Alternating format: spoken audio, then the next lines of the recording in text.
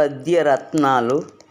పద్యము అంటే ఛందోబద్ధంగా ఉంటుంది.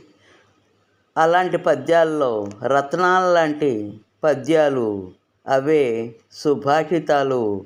అంటే మంచి చెడులను గూర్చి చెప్పేవి. ఏ పని మనం చెయ్యాలో, ఏది చెయ్యకూడదో, ఏది చేస్తే మన కుటుంబానికి మన సమాజానికి మేలు జరుగుతుందో ఆ మంచి పనులను చెయ్యాలని బాలలకు బోధించడమే ఈ పద్యరత్నాల యొక్క ఉద్దేశ్యము. ఏది చెడో అది తనకి చెడు, ఇతరులకి కూడా చెడు కాబట్టి ఆ చెడ్డ పనులను చేయవద్దని పద్యాల్లో సూచించారు. అందులో ఒక పద్యాన్ని మనం ఇప్పుడు నేర్చుకుందాం. వినదగునెవ్వరు చెప్పిన వినినంతనే వేగపడక వివరింపదగున్ కని కల్లా నిజము తెలిసిన మనుజుడెపో నీతిపరుడు మహిలో సుమతి. సుమతి అంటే మంచి బుద్ధి కలిగిన వాడా అని అర్థం. ఇది సుమతి శతకంలో పద్యం అన్నమాట. ముందు పద్యాన్ని విడగొట్టుకోవాలి, పదాలని సరళంగా ఉంటుంది అర్థం చేసుకోవడానికి. పద పరిచయము జరుగుద్ది మనకి. వినదగున్ ఎవ్వరు చెప్పినా వినినంతనే, వినిన ప్లస్ అంతనే, వేగపడక వివరింపందగున్, వివరింపదగున్, తగున్ అని విడగొట్టుకోవాలి. వివరింప తగున్ కని కల్ల నిజము తెలిసిన మనుజుడే పో నీతిపరుడు మహిలో సుమతి. మహి అంటే ఈ భూమండలంలో అని అర్థం. ఓ బుద్ధి కలిగిన వాడా, బుద్ధిమంతుడా, నువ్వు తెలుసుకోదగినవి కొన్ని ఉన్నాయి, నేర్చుకో అమ్మా అని చెప్పడం. ఎవరు ఏమి చెప్పినా వినాలి. వినగానే తొందరపడి ఏదో ఒకటి చేయకూడదు. బాగా ఆలోచన చెయ్యాలి.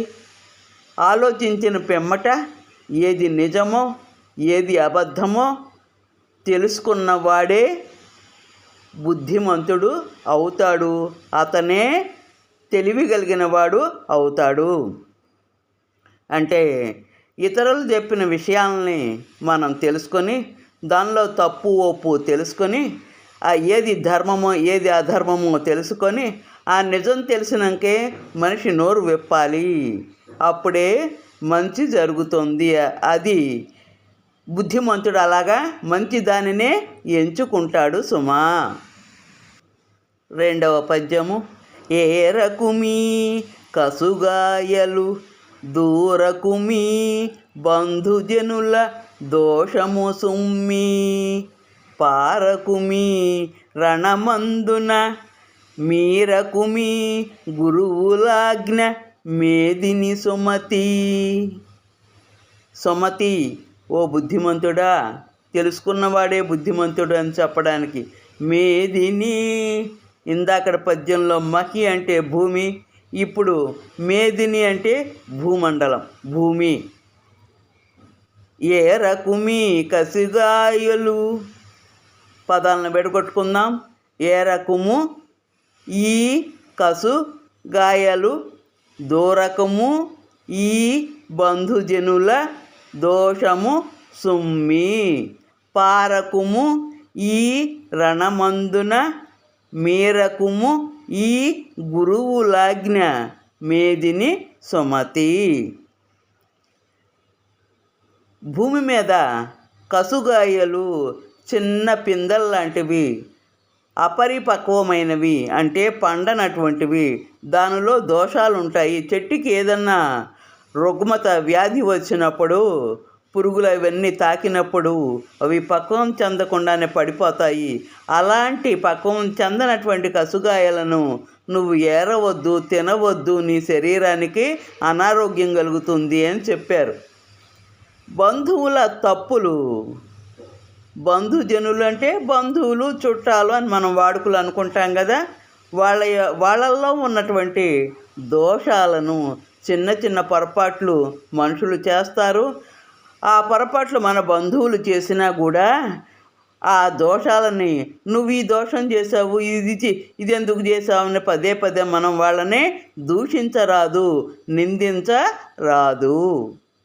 రణము అంటే యుద్ధము. యుద్ధములో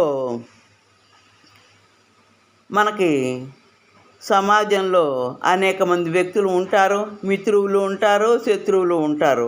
కానీ రాజకీయంగా అయితే శత్రువులు, మిత్రులు ఎక్కువగా వచ్చే అవకాశం ఉంటుంది. అప్పుడు యుద్ధమే మనం చేయాల్సి వస్తే ఆ యుద్ధంలోకి మనం సిద్ధమై వెళ్ళాలి. అంటే మనం శత్రువులతో పోరాడాలే కానీ శత్రువులకు వెన్ను చూపి పారిపోకూడదు. ఆ మాట చెప్తున్నారు. సమస్య వచ్చినప్పుడు ఆ సమస్య నుంచి దూరంగా జరగకూడదు, సమస్యను ఎదుర్కోవాల్సిందే అని దానికి అర్థం. గురువులాజ్ఞ మీరకుమి. గురువులు అంటే మనలోని అజ్ఞానాన్ని పోగొట్టి జ్ఞానాన్ని పంచి సమాజంలో కీర్తి ప్రతిష్టలను పెంచేవాళ్ళే గురువులు. అలాంటి గురువుల మాటను అతిక్రమించరాదు, జవదాట రాదు. గురువుల ఆజ్ఞను శిరసా వహించాలి. అలా గురువుల ఆజ్ఞను శిరసా వహించేవాడే బుద్ధిమంతుడు. మరి 3వ పద్యం చూద్దామా.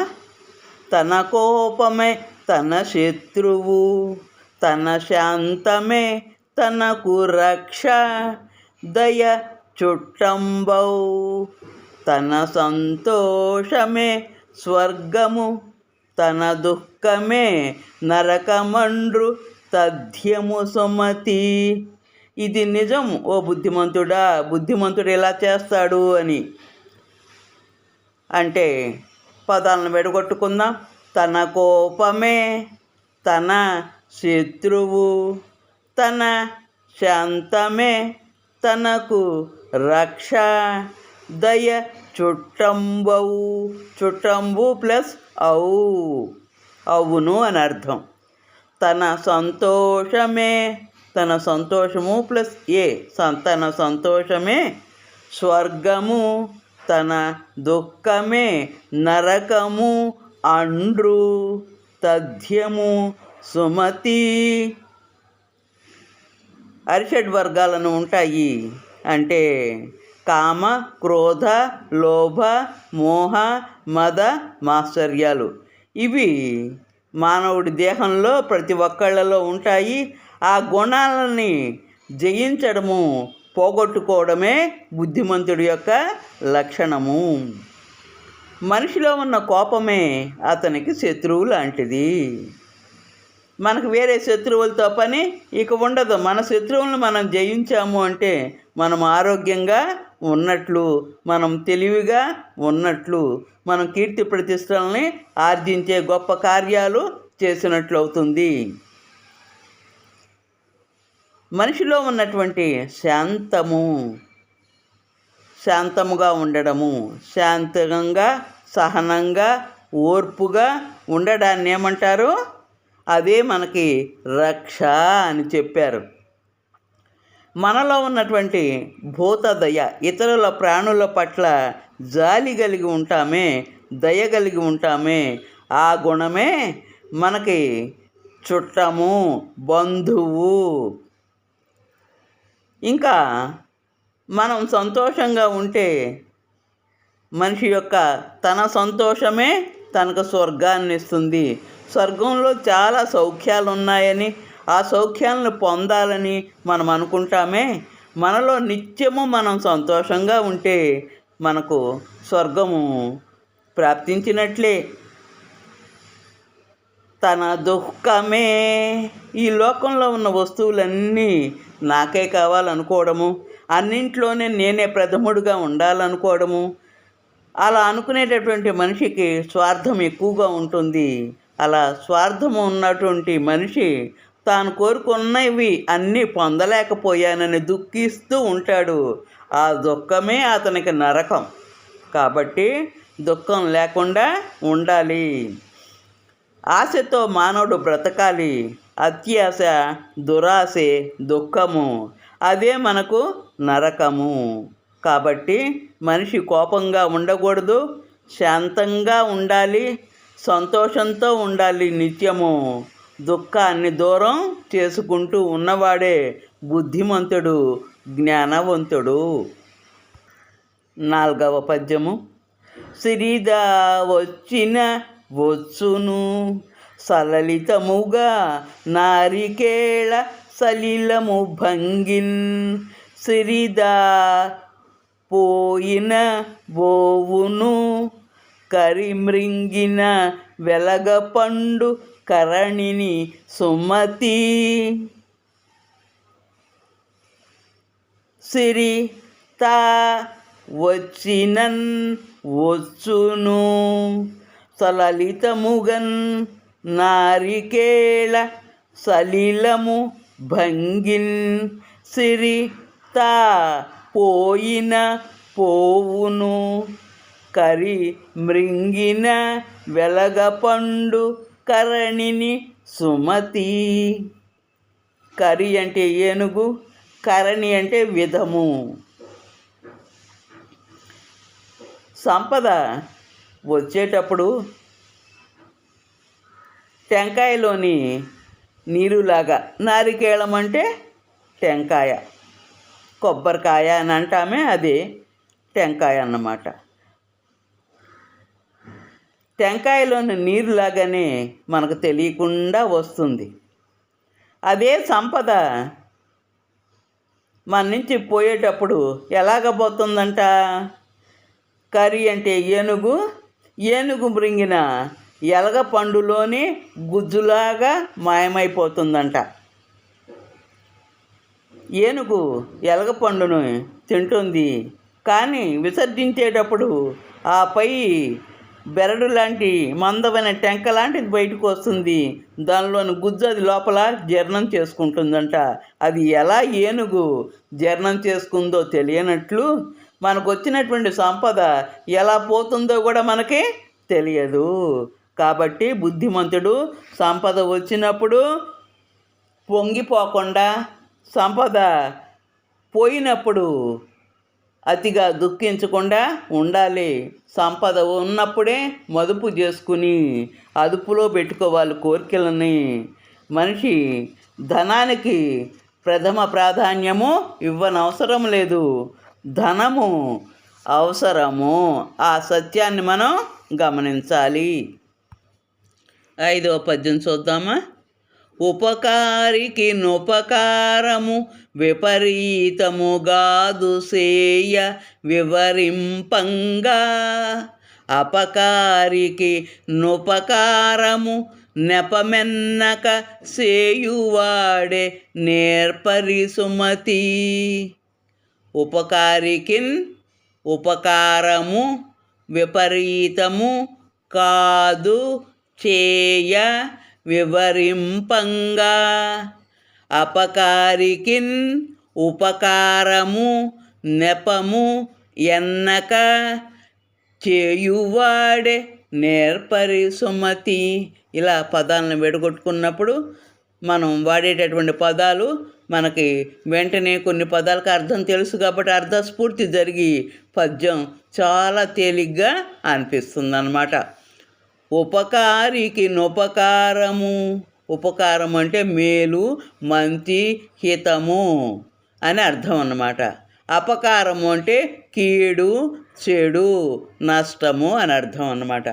మంచి చేసిన వాళ్ళకి మంచి చేయడము విపరీతము కాదు అంటే గొప్ప విషయమే కాదు, వివరించాలి అంటే, చెప్పాలి అంటే అని దానికి వాక్యానికి అర్థం అన్నమాట పద్య పాదానికి. అపకారికి చెడు చేసిన వాడికి ఉపకారము మేలు, నెపమెన్నక వాడు మనకు చెడు చేశాడు కాబట్టి వాడికి మనం ఎందుకు చెయ్యాలి, మేలు చేయకూడదు అని అనుకోకుండా అపకారం చేసిన వాడికి కూడా మనము మంచి మనసుతో మేలు చేసేవాడే నిజమైన బుద్ధిమంతుడు, అతడే నేర్పరి, తెలివైన వాడు.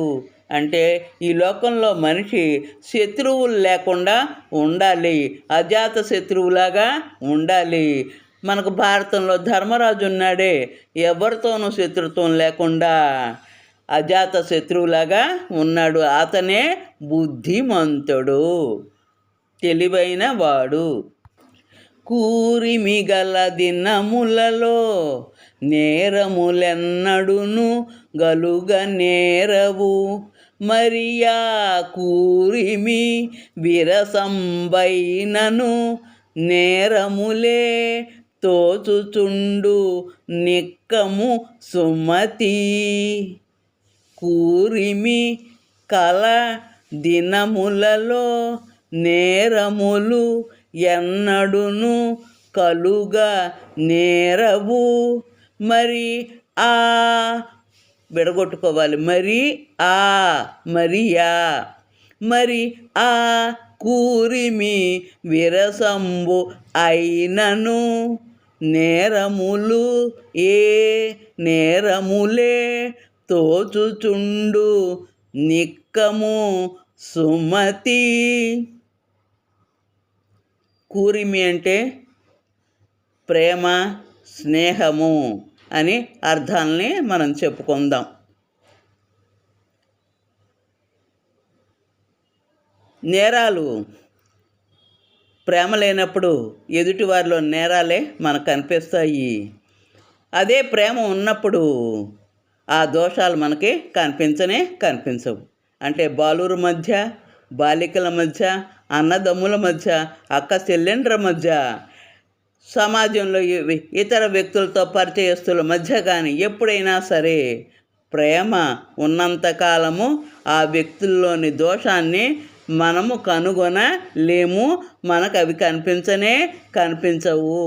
ప్రేమ ఒక అడ్డుతరలాగా, మాయలాగా మనల్ని ఆవరించి ఎదుటి వ్యక్తిలోని దోషాన్ని ఎంతనివ్వదు, కనబడనియ్యదు, కనిపించదు. అదే ఆ కూరిమి, ఆ స్నేహమే, ఆ ప్రేమే విరసంబైన ఆ ప్రేమే గనక మనకు లేకపోతే ఆ వ్యక్తుల మీద, అప్పుడు ఆ వ్యక్తి అంతా మనకి చెడే చేసినట్లుగా, వాడు చేసే పనులన్నీ మనకు తప్పుగానే కనిపిస్తాయి అని అర్థం.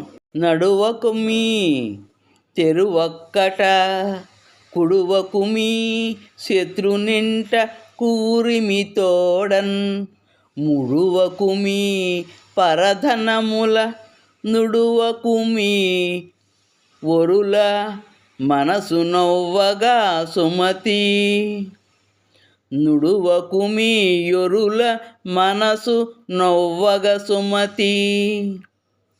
ఈ పదాలన్నీ దీనిలో అన్నీ వ్యతిరేక అర్థాన్ని బోధిస్తున్నాయి.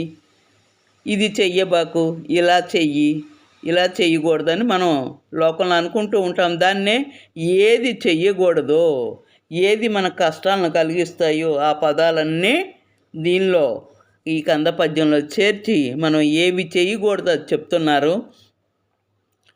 తెరువు ఒక్కటన్ నడువకుమి. తెరువు అంటే మార్గము, దారి, రహదారి అని అర్థం. ముడుచుకొనుట అంటే చేతిలో ముడుచుకోవడము అని అర్థం అన్నమాట. చేతిలో ఏదో ఒక వస్తువును పట్టుకొని దాన్ని ముడుచుకోవడం. మనం అందరూ చూసే వస్తువునే ఉన్నా ఓపెన్గానే పెడతాము, ఎవరు చూడకూడదు దాన్ని ఏం చేస్తాము, అరచేతిలో పెట్టుకుని ముడుచుకుంటాము. అలాంటి క్రియ చక్కగా ముడువకుమి పరధనముల. నుడుట అంటే మాట్లాడడం. ఈ పదాలు కొత్తవి. ఇప్పుడు పద విభాగం చేసుకుని నేర్చుకుందాం పద్యం.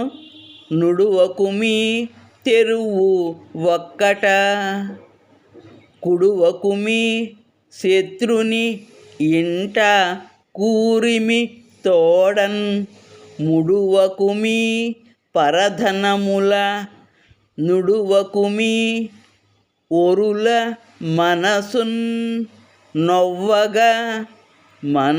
నవ్వగా సుమతి. రహదారి మీద ఒంటరిగా ప్రయాణం చెయ్యబోకు. నీకు శత్రువు అంటే నీకు హాని చేసేవాడు కాబట్టి అతను ఆహారంలో విషాన్ని కలిపి ఉండవచ్చు కాబట్టి శత్రువుల ఇంట్లో భోజనం ఎప్పటికీ చెయ్యకూడదు. పరధనముల ఇతరుల యొక్క ధనాన్ని, సంపదని, డబ్బుని నువ్వు ముడువకుమి, కాజేయవద్దు. నీ రహస్యంగా దాచి నీ చేతిలో పెట్టుకోవద్దు, దొంగిలించి నీ చేతిలో పెట్టుకోవద్దు. అంటే ఇతరుల సొమ్మును నువ్వు గ్రహించటానికి వీలు లేదు. అది నీకు పాపాన్ని కలిగిస్తుంది. ఒరుల మనసు, ఇతరుల మనస్సును నొవ్వగా, బాధపడేటట్లుగా, గాయపడేటట్లుగా, వాడు దుఃఖించేటట్లుగా నుడువకుమి, నువ్వు ఎప్పుడు మాట్లాడవద్దు. ఒంటరిగా ఎందుకు నడవద్దన్నారంటే పూర్వకాలంలో ఈ రహదారులు లేవు. అడవి మార్గంలో ప్రయాణించే ఒక వ్యక్తి అయితే అతను క్షేమంగా గమ్యస్థానాన్ని చేరాడో లేదో కూడా కుటుంబానికి తెలియదు. అది కాకుండా ఆ రోజుల్లో అడవి మార్గంలో దారి దోపిడీ దొంగలు ఉండేవాళ్ళు. జంతువుల నుంచి ప్రాణహాని ఉండేది. అలాంటి సమయంలో ప్రయాణం చాలా కష్టం అని ఒంటరిగా ప్రయాణం చేయొద్దన్నారు. అప్పుడు పుట్టిన సామెతే కాశీకి వెళ్ళినవాడు కాటికి వెళ్ళిన వాడితో సమానము అని ఆ రోజుల్లో అనుకునేవాళ్ళు. ఇంకా శత్రువు ఇంట్లో భోజనం ఎందుకు చేయవద్దన్నారు? మహాభారతంలో కౌరవుల్లోని దుర్యోధనుడు భీముడికి విషాహారం పెట్టించి నదిలో తోయించాడు కదా. శత్రువు ఎప్పుడు కూడా మన హానిని, మనకు కీడే చేస్తాడు కానీ అప్రియాన్నే చేస్తాడు కానీ మేలు మాత్రం చెయ్యడు. కాబట్టి మీరు శత్రువుల ఇంట్లో భోజనం చెయ్యకండి. ఇంకా ఇతరుల సొమ్మును దొంగిలించవద్దు. అంటే పరుల సొమ్ము పాపిష్ట సొమ్ము, అంటే పాపాల సొమ్ముగా నువ్వు భావించాలి అని. ఎందుకనంటే అలా వచ్చినటువంటి ఒకరోజు మనం దొంగిలించడం మొదలు పెడితే దొంగిలించేటటువంటి ఒక దొంగతనమైనటువంటి అలవాటు మనకి వచ్చే అవకాశం ఉంది. ఈ సమాజంలో కీర్తి తెచ్చుకోవాలి కానీ అప్రతిష్ట పాలు మనం కాకూడదు. అందుకే పాపిష్టి సొమ్ముతో పోల్చారు. మనం ఏమేం చేయకూడదు? ఒంటరిగా ప్రయాణాలు చేయవద్దు, శత్రువుల ఇంట్లో ఆహారం స్వీకరించవద్దు, ఇతరుల సొమ్మును దొంగిలించవద్దు, ఎదుటి వాళ్ళ మనసుని గాయపరచవద్దు. ఈ పద్యం ద్వారా మనం ఇది నేర్చుకున్నాము. ఆ కొన్న కూడే అమృతము, తా కొందక ఇచ్చువాడే దాత ధరిత్రిన్, సోకోర్చువాడే మనుజుడు, తేకువగలవాడే వంశతిలకుడు సుమతి. ఆ కొన్న కూడే అమృతము. మృతము అంటే మరణము, అమృతము అంటే మరణం నుంచి కాపాడేది అమృతము. తా కొందక ఇచ్చువాడే దాత ధరిత్రిన్. ధరిత్రి అంటే భూమి, దాత అంటే ఇచ్చేవాడు. సోకోర్చువాడే మనుజుడు, తేకువ కలవాడే వంశ తిలకుడు సుమతి. ఆ కొన్న కూడే అమృతము. ఆకలిగా ఉన్నప్పుడు లభించినటువంటి ఆహారము అమృతముతో సమానము. ఆకలి రుచి ఎరగదు, నిద్ర సుఖం ఎరగదు. ఆకలి కొన్నటువంటి మనిషికి పదార్థం ఆ సమయంలో తిన్నటువంటి ఆహారమే అమృతముతో సమానము. అది అద్భుతమైన ఆహారము, శక్తినిచ్చే ఆహారము. తా కొందక ఇచ్చువాడే ధరిత్రిన్ దాత. దాత అంటే దానం చేసేవారు. దానం చేసే ఆ ఇంటికి దాత ఇంటికి ఒక వ్యక్తి వెళ్ళి యాచించినప్పుడు సందేహం లేకుండా ఇవాళ కాదు రేపు అనకుండా నీకు ఎంత అవసరమని అడగకుండా తనకి ఇచ్చి పంపించేవాడే నిజమైన దాత. ఆ యాచకుడిని సంతోషపెట్టేవాడే దాత అని చెప్తున్నాడు. అంటే కారణాలను అన్వేషించకుండా, అడగకుండా నాకు ఇంత కావాలండి, మీరు సహాయం చెయ్యాలండి అని అనగానే అది ఇచ్చేసి పంపించేవాడు దాత. ఎందుకు అవసరము, ఏం అవసరము, నీకు అది లేకపోతే జరగదా అని ప్రశ్నించకుండా ఇచ్చేవాడే నిజమైన దాత. సో కోర్చువాడే మనుజుడు. మనిషి అంటేనే కష్టాలని సుఖాలని ఓర్చుకునేవాడే నిజమైన మనిషి. నేల మీదకి వచ్చామంటే కష్ట సుఖాలు ఉంటాయి కదా. అంటే కష్టాలను ఓర్చుకుని నీతిగా నిజాయితీగా నిలబడ్డటువంటి మనుషుడే నిజమైన మనుజుడు. తేకువ అంటే సాహసం, తేగలగడం. అలా సాహసాలు చేసైనా తల్లిదండ్రులను పోషించేవాడు, తల్లిదండ్రులకు పేరు ప్రతిష్టలను తెచ్చి పెట్టేవాడే నిజమైన వంశోద్ధారకుడు. అతడే వంశానికి రత్నము లాంటివాడు. తిలకం అంటే రత్నము. ఆ వంశంలో శ్రేష్ఠుడు, గొప్పవాడు అవుతాడు అని అర్థం. ఆకొన్న కూడే అమృతము అంటే ఆకలిగా ఉన్నటువంటి మనిషికి జవసత్వాలు నశించిపోతాయి. అలాంటి మనిషికి ఆహారం పెట్టినప్పుడు, అన్నం పెట్టినప్పుడు అతని శరీరము పుష్టిని కలిగి ఉంటుంది, అతని మనసు తుష్టితో ఉంటుంది, అంటే సంతోషంగా ఉంటుంది. అన్నదాత సుఖీభవ అని దీవించి మరీ వెళ్తాడు ఆ వ్యక్తి. ఇంకా రెండో విషయము, దాత కూడా అంతే. యాచకులు అడిగిన దానికి యాచకుల యొక్క కష్టాలను తీరుస్తాడు కాబట్టి దాత సుఖీభవ అని ఇలాగా 10 మందిని మీరు ధనమున్నందుకు సహాయం చేస్తున్నారు, మీరు 10 కాలాలు చల్లగా ఉండాలి స్వామి అని దీవించి నమస్కరించి వెళ్తారు దాతలకి. ఇక మనుషులకి కష్టాలు వస్తాయి. కష్టాల్లో కృంగిపోకుండా ఆ కష్టాల నుంచి బయటపడి సుఖాల ప్రొద్దుదాకా వేచి ఉండేవాడే, సహనం కలిగినటువంటి వాడే నిజమైన మనిషి. వంశానికి ఎవరు పేరు తెస్తారట? సాహసాలు చేసేటటువంటి బిడ్డలు మాత్రమే ఆర్థికంగా, సామాజికంగా, భౌతికంగా సేవలు అందించి తల్లిదండ్రులకి, ఈ సమాజానికి పేరు తెస్తారు. అలాంటి వంశోద్ధారకుడు ఒక్కడుంటే చాలు అని చెప్పారు. కొరగాని పుత్రులు 100 మంది 1000 మంది ఉన్నా ప్రయోజనం లేదు. ఎలాగా అంటే కౌరవుల్లాగా అని అర్థము.